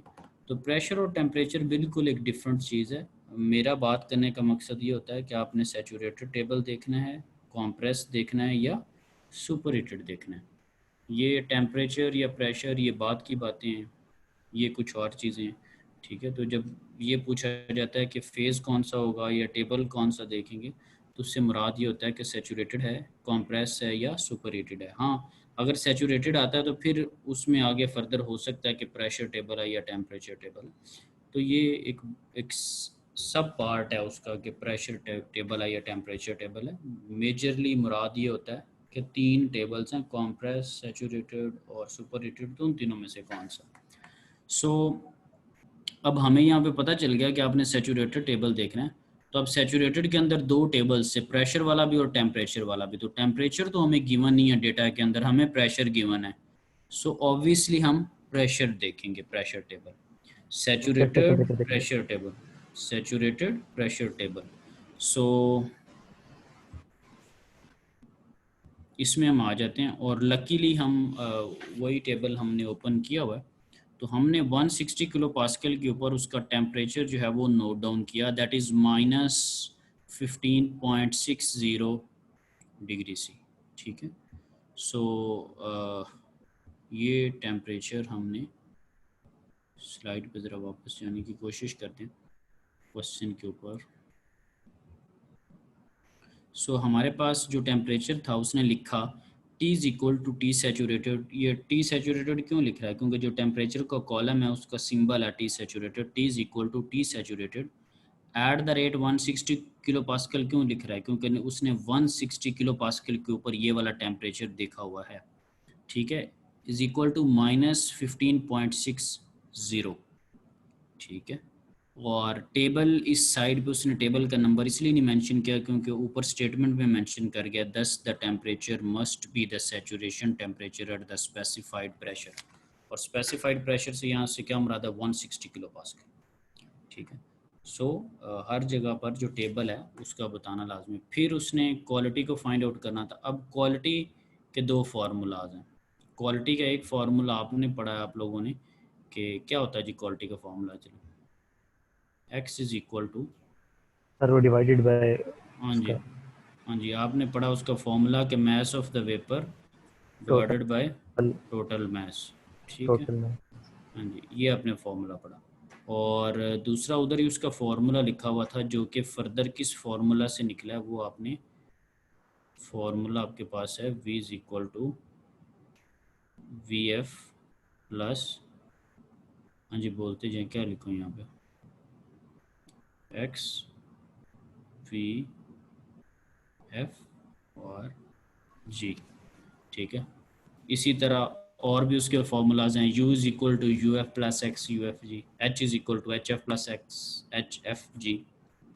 सो लिहाजा हमें वॉल्यूम वगैरह इस तरह की चीज़ें एट दिस मोमेंट पता थी, तो हमने वॉल्यूम वाला फार्मूला यूज़ करिए। ये इसलिए नहीं किया कि हमें मास ऑफ द वेपर और टोटल मास का आइडिया नहीं है, माइट भी हमें टोटल मास का आइडिया हो लेकिन मास ऑफ द वेपर का हमें आइडिया नहीं, इसलिए ये फार्मूला हम यहाँ पर यूज़ नहीं कर सकते थे, हमने ये वाला फार्मूला यूज़ कर लिया। सो हमारे पास वॉल्यूम हमें मौजूद था जो कि 80 लीटर है, उसको मैं क्यूबिक मीटर में भी बना सकता हूँ, उसको मैं क्यूबिक मीटर पर केजी में भी बना सकता हूँ, और पर केजी में बनाना मेरे लिए ज़रूरी है क्योंकि ये जो मैंने फार्मूला लिखा वो स्पेसिफिक के लिए। So v is equal to we f कहाँ से आएगा? टेबल से आएगा। कौन से टेबल से? सैचुरेटेड टेबल से, क्योंकि मैं आइडेंटिफाई कर चुका हूँ। वी एफ जी क्या है? ये जी और एफ का डिफरेंस है, ठीक है, ये लिखा हुआ नीचे। सो यहाँ से एक क्वालिटी जो है वो अननोन है, सो आपने ये वाला formula at the end use कर लिया, x is equal to v minus v f divided by v F g. ठीक होगा जी। सो क्वालिटी आ गई है 0.157। अब ये बता रहा है कि 15.7% वेपर है और रेस्ट ऑफ द पोर्शन जो है वो लिक्विड है। ये मैं फार्मूला की इंटरप्रिटेशन कर रहा हूँ मास of the vapour divided by total mass की बेस के ऊपर। अगर आपको पता है क्वालिटी 0 से लेके 1 के दरमियान में होती है। 0 का मतलब ये है कि सैचुरेटेड लिक्विड है, 1 क्वालिटी का मतलब ये है कि सैचुरेटेड वेपर है, और 0 से 1 का मतलब क्या है कि इन बिटवीन है, कुछ लिक्विड है कुछ वेपर है। और एक और इम्पॉर्टेंट बात क्वालिटी के हवाले से पहले पिछली टॉपिक में भी बताई थी कि अगर आप कॉम्प्रेस रीजन में हैं या सुपर हीटेड रीजन में हैं तो वहाँ पर क्वालिटी का कोई मतलब नहीं है, क्वालिटी नॉट एप्लीकेबल होती, क्योंकि क्वालिटी सिर्फ एप्लीकेबल है मिक्सचर रीजन के अंदर। मिक्सचर रीजन के अंदर क्वालिटी एप्लीकेबल है, क्योंकि आपने एक बात की मास of the vapour divided by total mass. आप ये कह रहे हैं दूसरे लफ्ज़ों में कि टोटल मास में से वेपर का कितना पोर्शन है। तो कंप्रेस लिक्विड के केस में तो लिक्विड और वेपर को एग्जिस्ट इन इक्विलिब्रियम तो करते ही नहीं है, दोनों एक साथ तो मौजूद होते ही नहीं है, लिहाजा कितने में सर से ये कितना पोर्शन है, सबर होना एक मिनट। सो लिहाजा कितने में से कितना पोर्शन है ये क्वेश्चन पैदा नहीं होता। जब आप सुपर हीटेड वेपर की बात करते हैं तो अगेन आपके पास दो चीज़ें एग्जिस्ट ही नहीं करती, फिर यहाँ से आप नहीं कह सकते कि कितना पोर्शन उसका है और टोटल मैच से क्या पोर्शन बनेगा। सो सिर्फ क्वालिटी का मतलब जो है वो मिक्सचर रीजन के अंदर है, उसके अंदर वो एप्लीकेबल होती है, उसके अंदर उसकी वैल्यू है, बाकी दोनों रीजन्स के अंदर क्वालिटी नॉट एप्लीकेबल है। आप अक्सर इस तरह की स्टेटमेंट्स सॉल्यूशंस के अंदर या एग्जांपल्स के अंदर आपको देखने को मिलेंगी अगर आप कॉम्प्रेस या सुपरहीटेड में आते हैं। हाँ जी, क्वेश्चन क्या था आपका? सर ये 0 और 1 के दरमियान मिक्सचर होगी वेपर और उसका लिक्विड का। जी बिल्कुल, मिनिमम वैल्यू क्वालिटी की 0 होती है, मैक्सिमम वैल्यू क्वालिटी की 1 होती है। ठीक है, सो मिनिमम से मैक्सिमम वैल्यू आपके पास क्या होगी कि 0 से लेके 1 तक का ये सफ़र है, उसके दरमियान में आप क्वालिटी फाइंड आउट करें। तो ये 0 भी हो सकती है अगर आप एफ पॉइंट पे मौजूद हैं, ये 1 भी हो सकती है अगर आप जी पॉइंट पे मौजूद हैं, और अगर आप इन बिटवीन मौजूद हैं तो ये फिर 0 से 1 के दरमियान कुछ भी हो सकती है, डिपेंड करता है। ठीक है, क्योंकि यहाँ पर अगर आप देखें तो यहाँ पे मास ऑफ द वेपर का पोर्शन कम है टोटल में से, यहाँ पे थोड़ा सा ज़्यादा हो गया, यहाँ पे और ज़्यादा हो गया, यहाँ पर और ज़्यादा हो गया, यहाँ पे और ज़्यादा हो गया, और यहाँ पर जब आप पहुँचे हैं तो वो सारे के सारे वेपर हो गए, यहाँ पर जब पहुँचे हैं तो अभी सारे का सारा लिक्विड है। ओके जी, अब आप नेक्स्ट सॉल्व करें इंथाल्पी। उसने कहा तो इंथाल्पी का सिंबल होता है एच, ठीक है, टेबल के अंदर भी गिवन है। अब बात ये है कि आप मिक्सचर रीजन के अंदर हैं, तो अब मैं टेबल को एक दफ़ा ज़रा ओपन करता हूँ। उसने आपसे इंथाल्पी कहा है। आप अगर टेबल में जाते हैं ना, तो टेबल के अंदर मौजूद है, उसने लिखा हुआ है एच सैचुरेटेड लिक्विड की इंथाल्पी। क्या आपने ये फाइंड आउट करनी है? यहाँ पे लिखा हुआ है सैचुरेटेड वेपर की इंथाल्पी, क्या आपने ये बतानी है उसे? यहाँ पे लिखा हुआ है इवैप यानी कि इवेपोरेशन HFG, क्या आपने ये बतानी है? तो आपने उसको कौन सी बतानी है? उसने जस्ट आपसे एक बात पूछी, enthalpy. Saturated liquid,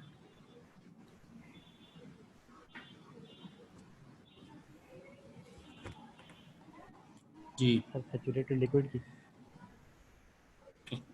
saturated liquid की बिल्कुल भी नहीं, क्योंकि ये स्टेटमेंट अगर आप पढ़ें तो उसने लिखा हुआ the enthalpy of the refrigerant.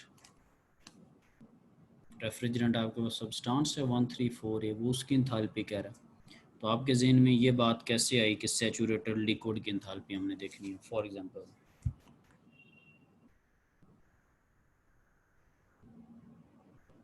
क्योंकि हमारा जो फेज़ है वो मिक्सचर रीजन है, आपकी क्वालिटी की वैल्यू निकली हुई है 0.157, जो कि बता रही है कि 15.7% वेपर है, रेस्ट ऑफ वेपर द ये पोर्शन जो है वो लिक्विड में है। तो ये वेपर भी इसमें है, लिक्विड भी। अगर आप एफ वाली यूज़ करते हैं फिर भी आप गलत हैं, जी वाली वैल्यू यूज़ करते हैं फिर भी गलत हैं, एफ जी वाली यूज़ करते हैं फिर भी गलत है। सो फार्मूला जो है वो आपकी हेल्प करेगा, जो कि आप मिक्सचर रीजन के अंदर यूज़ करते हैं, that is h is equal to H F plus x H F G. So formula जो है वो आपको बताएगा कि आप एग्जैक्ट किस पॉइंट पे, H is equal to H F plus x H F G. So इसके अकॉर्डिंगली आप फाइंड आउट करेंगे। अच्छा, ये फॉर्मूला हमारी कैसे हेल्प आउट कर रहा था, ये भी एक ज़रूरी चीज़ है, अभी ज़रा ज़हन करने ज़रा गौर से। फॉर एग्ज़ाम्पल आपके पास 0.157 वेपर है, ये कहीं इधर करीब करीब ही लाई कर रहा होगा सैचुरेटेड लिक्विड के, क्योंकि जैसे जैसे वेपर की तादाद बढ़ती जाएगी ये इधर को मूव करता जाएगा। सो मैं सपोज करता हूँ ये किसी इस पॉइंट के ऊपर लाई कर रहा है। सो फार्मूला हमें कह रहा है एच, अगर आप टेबल को देख के एच एफ की वैल्यू फाइंड आउट करें, तो आपको पता है मेरा क्वेश्चन मार्क कहीं और लगा हुआ है, एच एफ की वैल्यू कहीं और, ऐसे ही तो गलत जवाब आ जाएगा। अगर आप जी वाली वैल्यू को चेकआउट करें, साथ साथ जो मैं लेबल कर रहा हूँ आप लोगों को नज़र आ रहा है? यस सर, आ रहा है। सो अगर मैं जी वाली वैल्यू लिख दूँ वो भी जवाब गलत है, क्योंकि मैं यहाँ पर तो मौजूद ही नहीं हूँ जी पॉइंट पे। एफ़ वाला लिख दूँ वो भी गलत है, मैं वहाँ पर भी मौजूद नहीं, मैं क्वेश्चन मार्क वाली किसी जगह पे हूँ समहाउ। और अगर ये मैं एच एफ जी लिख दूँ जो कि ये सारे का फ़र्क है, तो फिर भी गलत है। मैं तो चेंज तो ले ही नहीं रहा, ड्यूरेशन उसकी जो इन बिटवीन वैल्यूज़ है मैं तो वो फाइंड आउट ही नहीं कर रहा। सो मैं क्या करता हूँ कि सबसे पहले मैं एच एफ लिखता हूँ, ये वाली चीज़ सबसे पहले मैं एच एफ लिखता हूँ, अभी भी मेरी चीज़ अधूरी है, इनकम्प्लीट है। उसके बाद मैं लिखता हूँ क्वालिटी। अब क्वालिटी मुझे बताएगी एक्स के वो जो पूरी स्ट्रेट लाइन है उसमें मैं किस पॉइंट पर मौजूद हूँ, ठीक है। सो उसने तो मुझे पॉइंट बता दिया एक्स का, मिसाल के तौर पे इसने मुझे कोई पॉइंट बता दिया कि ये पॉइंट है आपका। सो ये पॉइंट तो यूनिट लेस है, ये होता है मास of the vapour divided by total mass, इसका तो कोई यूनिट ही नहीं है, ये यूनिट लेस चीज़ है। आपके पास इसका जवाब निकला हुआ है 0.157। तो क्या मैं एच एफ जो इंथाल्पी है किलो जूल पर केजी के अंदर कोई कांस्टेंट वैल्यू ऐड कर सकता हूँ? वो तो इक्वेशन के अगेंस्ट है, वो तो मैथमेटिक्स के लॉ के अगेंस्ट है कि आप एनर्जी के अंदर एक कांस्टेंट वैल्यू ऐड करें। मिसाल के तौर पे एनर्जी है किलो जूल्स और आप उसके अंदर ऐड करें +1 +2, एनर्जी के अंदर एनर्जी ऐड हो सकती है, इंथाल्पी के अंदर लट से इंथाल्पी टाइप की चीज़ें ऐड होंगी। अच्छा, इसने आपको इस पॉइंट का बताया, लेकिन ये जो एच एफ और इसका इतना फ़र्क था वो आपको कौन बताएगा, ये जो चीज़ है।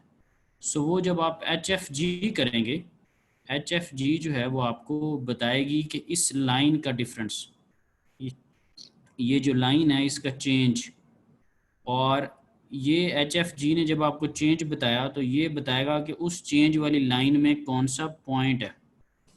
तो ये फिर उतनी फ्रैक्शनल अमाउंट में आपको आंसर बताएगा कि उस चेंज का 0.157 वैल्यू आपने लेनी है।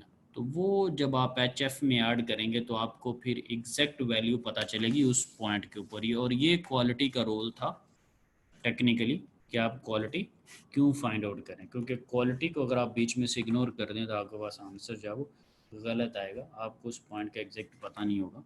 सो आप उसी टेबल में जाएंगे 160 किलो पास्कल के ऊपर आपने एच एफ देख लिया, दैट इज़ 31.21, और आपने एच एफ जी देख लिया, दैट इज़ 209.90। सो फॉर्मूला के अंदर वैल्यूज़ प्लग इन करते हैं, आपके पास आंसर आ जाएगा। और अगेन ये फार्मूला स्पेसिफिक में होता है तो इसका यूनिट भी देखें, स्पेसिफिक की फॉर्म में ही मौजूद है। अब पार्ट डी की तरफ जाते हैं, उसने कहा था मास of the vapour find out करें। सो आपको मैंने उस वक्त भी बताया था कि मास ऑफ द वेपर। अच्छा, एक और चीज़, मास ऑफ द वेपर उसने कहा फाइंड आउट करें, और यहाँ पर देखना ये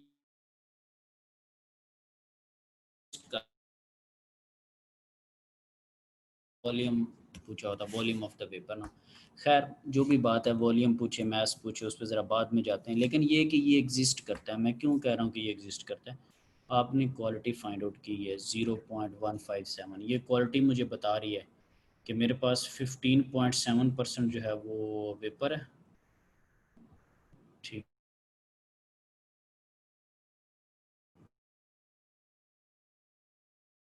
है कि मैस या वॉल्यूम एग्जिस्ट करता है वेपर का, ओके फाइन। सबसे पहले मैंने फाइंड आउट किया जी मास ऑफ द वेपर। सो आपको पता है क्वालिटी के फॉर्मूला क्या होता है, क्वालिटी होता है मास of the vapour divided by total mass. ठीक है, सो क्वालिटी के फॉर्मूले से मेरे पास आ गया m g is equal to x m t. So x is the quality, m t is the total mass जो कि आपको डेटा में गिवन है। तो आपके पास मास ऑफ द वेपर आ गया 0.628। ठीक है जी, आपने फाइंड आउट क्या करना है, volume occupied the vapour phase, ये आपने फाइंड आउट करना था।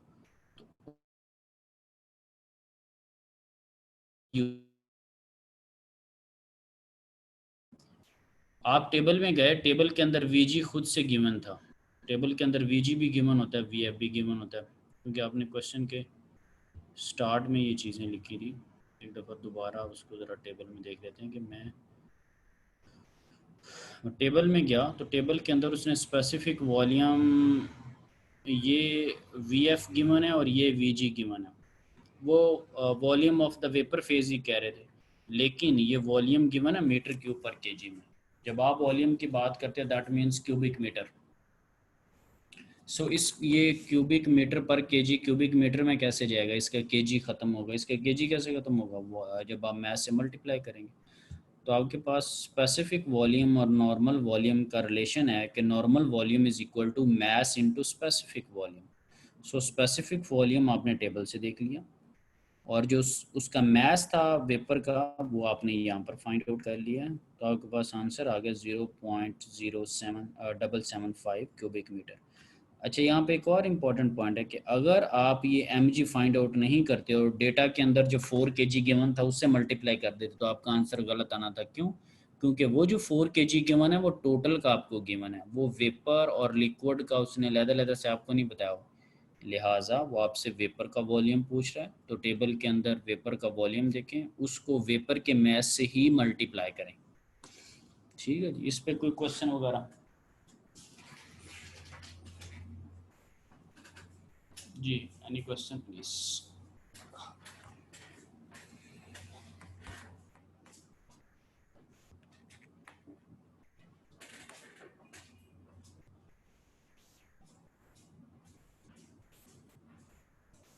कोई क्वेश्चन नहीं?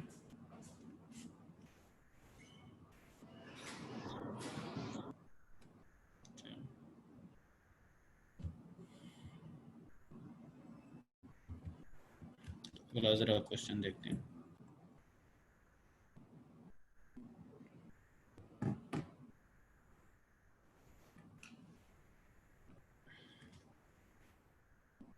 और मैंने क्विज़, खैर अभी अगला क्वेश्चन कर रहा था, मैंने क्विज़ स्केड्यूल किया हुआ था, तो वो सम और कोई ईमेल पे रिक्वेस्ट कर रहे थे कि इसको नेक्स्ट में शिफ्ट कर दें, तो मैंने बड़ा टाइमली अनाउंस किया हुआ था। तो इस तरह की कोशिश किया करें कि इस तरह की चीज़ें मतलब ना किया करें, क्योंकि स्टूडेंट जो एक जहन जो मैंने बनाया था, जो कि मैंने स्टूडेंट का जहन बनाया था, मैं उनको थोड़ा बताता भी टाइमली हूँ, तो इस मामले में थोड़ा मुझे डिक्टेट ना किया करें। ठीक है, आप लोगों की मेहरबानी है ज़रा।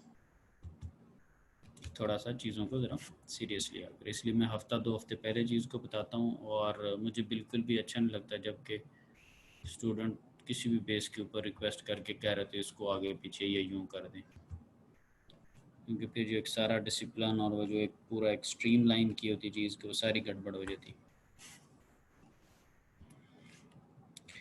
अच्छा जी, मैं नेक्स्ट क्वेश्चन पे जाता हूँ ज़रा, क्योंकि आप लोगों को उससे कोई फ़र्क नहीं पड़ता, यू आर यूज टू, और मतलब खैर।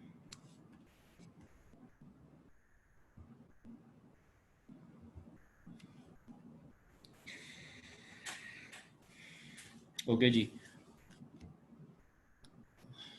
अच्छा, आगे अब आपको थोड़ा सा ना उसने कॉम्प्रेस और सुपर हीटेड का बताया हुआ, तो वो जो पिछली एग्जांपल थी उस एक पॉइंट पे रहते हुए ना मैंने आपको एक तरह का पूरे क्या उसको कहते हैं, पूरे एक चैप्टर का कॉन्सेप्ट दे दिया था। फॉर एग्जांपल अब इसको रीड आउट करके आपने अंदाज़ा लगा के बताना है कि ये सुपर हीटेड की बातें कर रहा है, ये किसकी बात कर रहा है। ये कह रहा है अगर इंथाल्पी H ग्रेटर देन हो एच जी से, अगर internal energy U greater than हो यू जी से, अगर specific volume V greater than हो वी जी से, और अगर टेम्परेचर T ग्रेटर देन हो T सैचुरेटेड से, और अगर प्रेशर जो हो वो P लेस देन हो P सैचुरेटेड से, तो आप कौन से रीजन में होंगे। स्लाइड नज़र आ रही ना सामने सबको। यस सर, आ रही है। हाँ जी, इसको देख के बताएं कि कौन से रीजन में होंगे। ये अभी पिछली स्लाइड के ऊपर मैंने एक एग्जांपल के ऊपर सारा एक ओवरव्यू दिया था। ये एक ही किसी रीजन की सारी क्वालिटीज़ लिखी हुई हैं। अगर इस तरह की चीज़ हो तो कौन सा टेबल देखेंगे।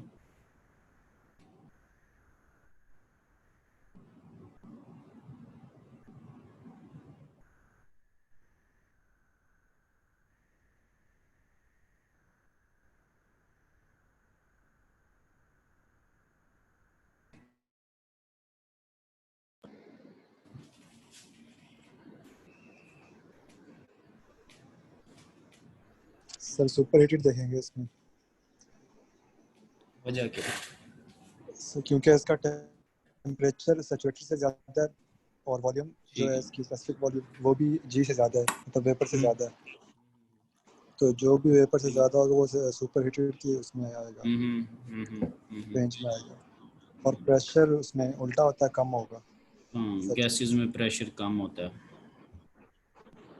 से। Yes sir. तो ये जो बाकी नहीं बोले उनके लिए भी है कि जब ये जी वाला जो पॉइंट है जो कि सैचुरेटेड वेपर है, उससे जब वैल्यू ज़्यादा होंगी तो इसका वाला पॉइंट होता है, उससे कम होंगी तो आप किस रीजन में लाई कर रहे होंगे, कॉम्प्रेस में। ठीक है। सो अभी ये जो सारी वैल्यूज़ लिखी हुई हैं वो कौन से रीजन की लिखी हुई हैं, ये सुपर हीटेड रीजन की आपके पास ये सारी चीज़ें जो है वो लिखी हुई हैं।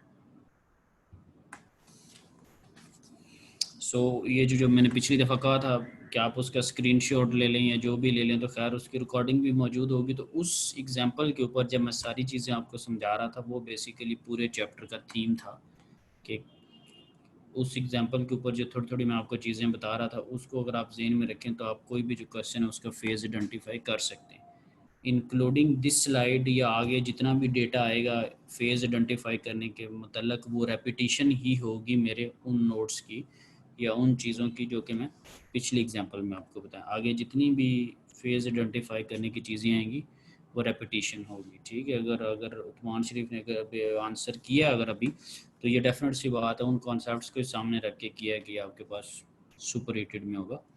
ठीक है। अब जो सुपर हीटेड को एक दफ़ा ज़रा अगली एग्जांपल करते हैं तो हमें आइडिया भी हो जाएगा कि सुपर हीटेड में डेटा किस तरह का होता है या हमने चीज़ें किस तरह की फाइंड आउट करनी होती है, क्योंकि ये सैचुरेटेड से डिफरेंट एक चीज़ है। और ये सपोज उसी तरह जैसे आप वाटर को बॉयल करते हैं तो सुपर हीटेड वेपर आपके पास मौजूद है जिसको आप स्टीम कहते हैं, और वो टरबाइन के ऊपर हीट करती है और आगे आप उससे मैकेनिकल एनर्जी लेके जनरेटर को और देन इलेक्ट्रिकल एनर्जी।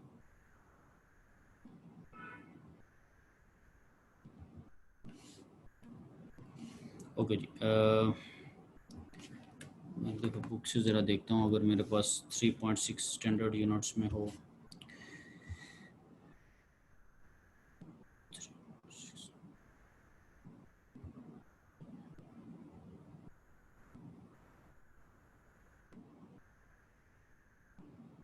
चलें खैर, इससे ही आपको बताने की कोशिश करते, चाहे स्टैंडर्ड में नहीं भी है तो इससे मैं थोड़ा सा बता देता हूँ आपको। अच्छा, अब यहाँ पे केस क्या है कि उसने लिखा हुआ है कि determine the internal energy of water. तो आप सबसे पहले मुझे ये बताएं कि आप टेबल वाटर वाला देखना है, आपने रेफ्रिजरेंट वाला देखना है, नेचुरल गैस वाला देखना है, या कौन सा देखना है? सब्सटेंस आपके पास कौन सा है? हम्म?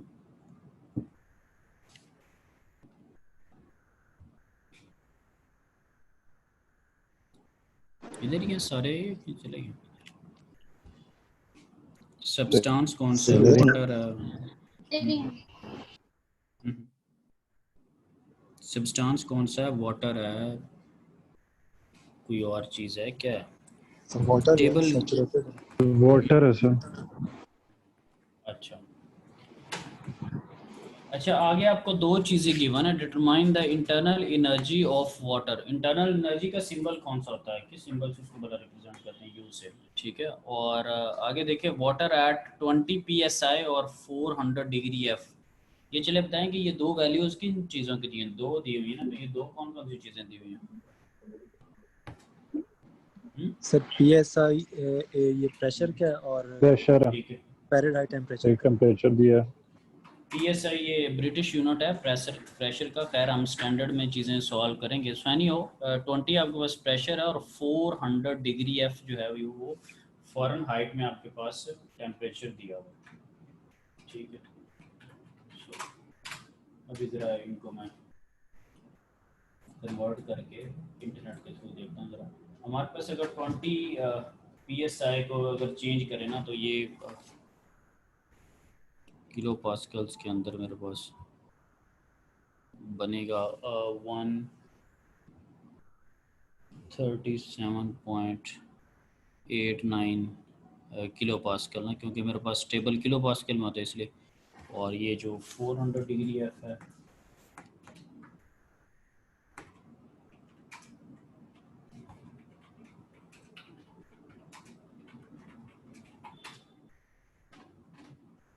ये बन जाएगा ऑलमोस्ट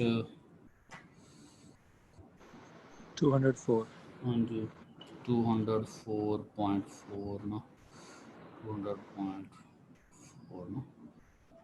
ओके, अच्छा यहाँ पे देखें, अब यहाँ पर, अच्छा जब भी आपने, क्योंकि आपको अभी फेज़ नहीं पता, जब भी आपने टेबल आइडेंटिफाई करना होता है ना कि कौन सा टेबल देखना है या फेज़ आइडेंटिफाई करना होता है, तो आप सबसे पहले ना सैचुरेटेड टेबल में जाते हैं। उसकी वजह ये होती है, आपको बाद में भी इस चीज़ का थोड़ा आइडिया होगा, क्योंकि एफ़ या जी वाली वैल्यूज़ आपको सैचुरेटेड में मिलती हैं, या टी सैचुरेटेड या पी सैचुरेटेड वाली वैल्यूज़ आपको सैचुरेटेड टेबल के अंदर ही मौजूद होती हैं, वहाँ पर ही आपको मिलती हैं।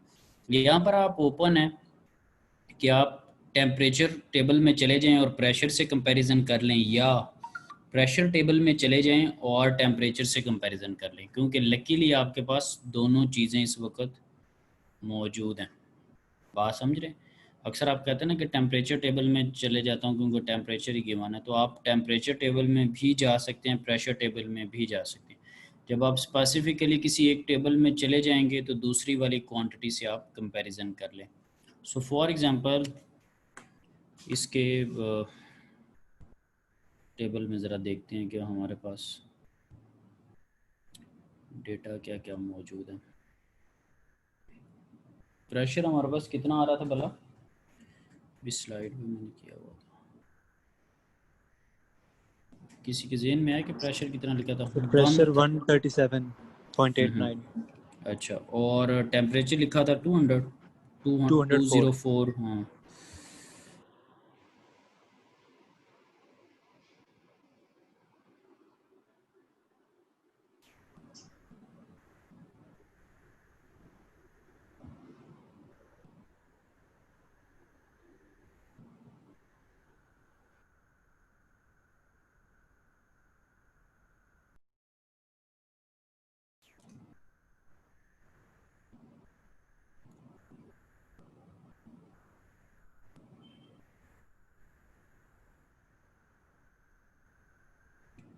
प्रेशर था 137। Yes sir 137.8। अच्छा अच्छा, चलिए मैं उसको सपोज करता हूँ कि मेरे पास वो तकरीबन 140 किलो पास्कल के करीब जो है वो प्रेशर आ रहा है, लेट से, ठीक है, 137 या 34 जो भी चीज़ थी, लेट से मेरे पास 140 किलो पास्कल प्रेशर आ रहा है। अब मैं इस पे टेम्परेचर देखता हूँ, मेरे पास टेम्परेचर आ रहा है -18। कितना टेम्परेचर आ रहा है? -18। और इस टेम्परेचर का सिंबल क्या है? T saturated. और ये है -18.77।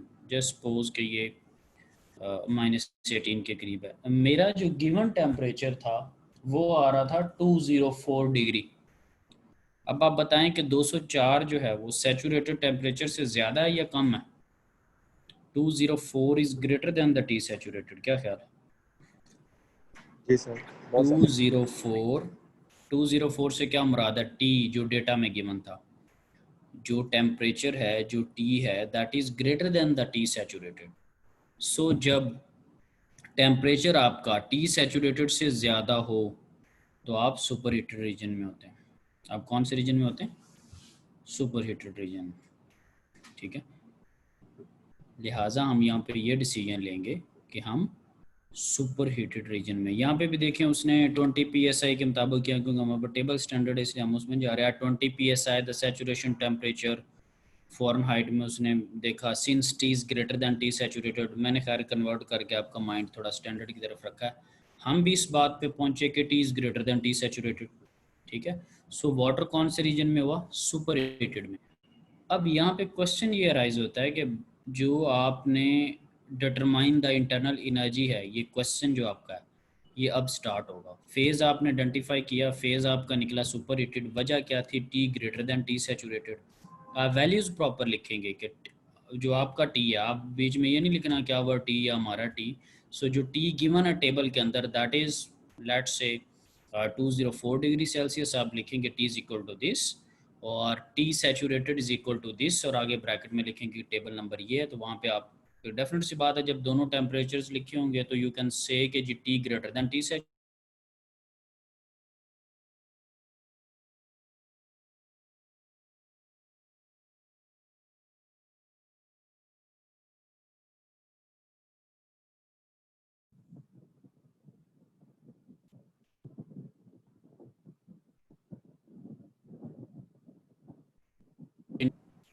इसमें एक आगे डेफिनेट सी बात, आगे जितने भी क्वेश्चन होंगे वो हमने सुपर हीटेड और कंप्रेस के ही करने हैं ज़्यादातर।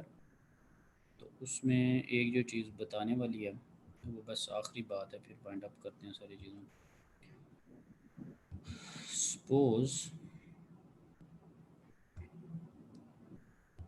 टेबल में एक दफ़ा आपको सुपर हीटेड वाला दिखा दूँ।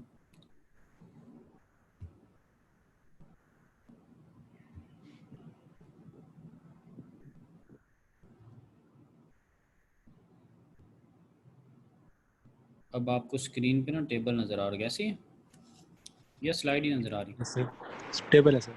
ठीक है, ओके जी। अब आप इस टेबल पर अगर देखें ना, तो सपोज इसके ऊपर लिखा हुआ P इज़ इक्वल टू, वैसे मैं कह रहा हूँ, P is equal to 0.06 mega pascal ना, ठीक है। या लिखा हुआ P is equal to 0.10 mega pascal. Kilo pascal को भी फर्दर आप 1000 पे डिवाइड कर देना तो मेगा में चीज़ चली जाती। ये पिछले लेक्चर में कहीं मैंने आपसे एक बात की होगी कि सुपर हीटेड या कंप्रेस के अंदर ना कम से कम आपको दो प्रॉपर्टीज़ का आपके लिए होना ज़रूरी है। सपोज करें कि पहले आप देख लेंगे कि प्रेशर कितना है, तो आपको पता चल गया कि यार मैं सिर्फ ये वाला टेबल देख सकता हूँ। अगर प्रेशर 0.1 है तो आप इस वाले कॉलम में रहेंगे। अगर प्रेशर 0.14 है तो आप ये जो थोड़ी बहुत रोज़ है उनको देख रहे हैं। प्रेशर 0.18 में है तो आप इतनी रोज़ को देख रहे हैं, और साथ में आपके पास टेम्परेचर है, ठीक है। सो लेट्स से -20 पे कुछ और वैल्यूज़ हैं, 0 पे कुछ और हैं, 40 पे कुछ और हैं, 60 पे कुछ और हैं। तो यहाँ पर आपको इस टेबल में आके आइडिया हुआ होगा कि यहाँ पर एक प्रॉपर्टी को देख के आंसर नहीं निकलना, कम से कम दो प्रॉपर्टीज़ का होना ज़रूरी है इस टेबल को देखने के लिए। यही आपके भी रिमार्क्स हैं इस टेबल को देख के, या डिफरेंट है?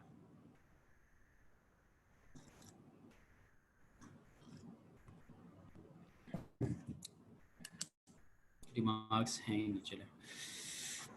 सर इसमें उन्होंने 2 बार टेम्परेचर क्यों दिया हुआ है? एक सैचुरेटेड टेम्परेचर -36.95 है पहले टेबल में। टी सैचुरेटेड इस प्रेशर, क्योंकि आपको पता है कि कोई भी चीज़ का जब फेज चेंज होता है, ठीक है, किसी भी चीज़ का जब फेज चेंज होता है तो वो एक गिवन प्रेशर और एक गिवन टेम्परेचर के ऊपर होता है, राइट। सो जब आपने प्रेशर को फिक्स किया है कि इतना प्रेशर है तो उसका फेज चेंज हो रहा होगा -36 के ऊपर। जब आप प्रेशर को चेंज करेंगे तो उसका फेज चेंज हो रहा होगा -26 के ऊपर। जब आप प्रेशर को चेंज करेंगे तो उसका फेज चेंज हो रहा होगा -18 के ऊपर। ये वाटर के वक्त भी मैंने आपसे क्वेश्चन किया था कि वाटर कब बॉयल होता है, तो सारों ने कहा था कि 100 डिग्री सी। मैंने कहा that is the incomplete statement. Water 100 degree C पे तब बॉयल होगा at 1 atmospheric pressure, and when you are going to change the pressure तब उसकी जो बॉइलिंग टेम्परेचर है वो चेंज हो जाएगा। तो सेम यहाँ पर केस है, प्रेशर बदल एंड टेम्परेचर चेंज हो गया। इनफ, ठीक है, ठीक है। सो ये तो वो था जहाँ पर वो अपना फेज चेंज करा। फेज चेंज करने के अलावा भी तो पॉइंट्स होते हैं ना, हम ये जो कंप्रेस में आ रहा है या सुपरहीटेड में जा रहा है, ये जो कर्व आपके पास इंक्रीजिंग कर्व तो होती है ना, दरमियान में कर्व कांस्टेंट होती है, उस कांस्टेंट के नीचे और ऊपर तो इंक्रीजिंग में ही होती है ना। प्रेशर अगर प्रेशर के लिए तो डिक्रीजिंग में होती, टेम्परेचर के कर्व को देखें तो इंक्रीजिंग में होती। सो उसके अकॉर्डिंगली आपको टेम्परेचर्स गिवन है -20, -10, 0, 10, 20, 30, 40, 50, 60, 70, 80, 90, ठीक है, उस तरह की कुछ वैल्यूज़ गिवन है। सो एनीहाउ हम आगे जितनी भी न्यूमेरिकल्स होंगे वो हम सुपर हीटेड और कंप्रेस से रिलेटेड करेंगे, फिर हमारे इन टेबल्स पे भी हाथ थोड़े सीधे हो जाएंगे। आई होप सो कि सैचुरेटेड टेबल्स के ऊपर हमारा कॉन्सेप्ट थोड़ा बेहतर है as compared to these tables ना, क्योंकि ये डेफिनेट सी बात है अभी हमने यूज़ ही नहीं किया तो उतना फिर हम इनसे यूज टू नहीं है, ठीक है। अब जो नेक्स्ट एक लेक्चर होगा वो और 3rd चैप्टर पे स्पेंड करेंगे, फिर आप लोगों को चीज़ों का मज़ीद ज़रा आइडिया हो जाएगा, ठीक है। तो कल इंशाल्लाह आप लोगों का क्विज़ होगा। So see you guys tomorrow इंशाल्लाह, ठीक है जी। Till that thank you very much. कोई क्वेश्चन वगैरह है किसी को इंडिविजुअल तो वो कर ले। और सर मिड्स कब होंगे? मिड्स कब होंगे, बड़ा अच्छा क्वेश्चन है।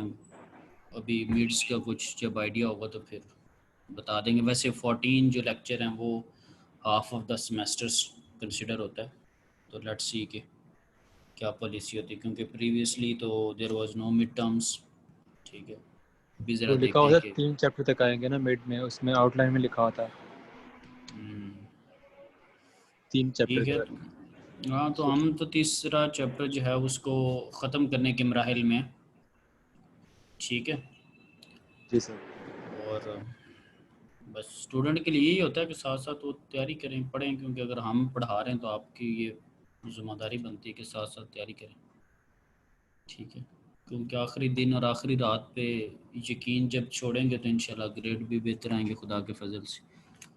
और जब बिल्कुल एंड वाली अगर सोच रखेंगे फिर साफ ज़रा मुश्किलात होती हैं, तो साथ साथ आप पढ़ते रहें, ठीक है। अभी 2 चैप्टर का मैंने क्विज़ जो रखा हुआ है, अगर आप उसको एक ईमानदारी से अच्छे अंदाज से करते हैं तो एटलीस्ट 2 चैप्टर क्लियर हो जाने चाहिए। उस पर मैंने 8, 9, 10 लेक्चर लगाए हैं, ठीक है। जब 3rd चैप्टर पढ़ेंगे उसका क्विज़ रखेंगे तो फिर इखलाकन 3rd के कॉन्सेप्ट्स ठीक हो जाने चाहिए। और अगर फिर उसके बाद मिड ले लेते हैं या नहीं भी लेते तो फिर कोई बात नहीं होनी चाहिए, ठीक है। और अगर इन बिटवीन कुछ गैप्स हैं तो वो फिर आपको एफर्ट पुट करनी पड़ेगी। सर अभी क्विज तो नहीं हुआ आज कोई? नहीं अभी कोई क्विज नहीं हुआ, बड़ी मेहरबानी, बड़ा इम्पोर्टेंट क्वेश्चन पूछे इसमें। नहीं सर वो हाँ। बिजली चली गई थी ना, इसलिए बिजली से दोबारा रिलेटेड ज्वाइन तो किया। बिजली से रिलेटेड तो आजकल काफ़ी वीडियोस भी आम हैं। चलें जी, खैर थैंक यू जी, ठीक है। कोई ओके क्वेश्चन हो सर, तो थैंक यू फिर सर। ईमेल पे कर लें। ठीक है, थैंक यू आपको very sir. Much. Okay sir, अल्लाह हाफ़िज़। अल्लाह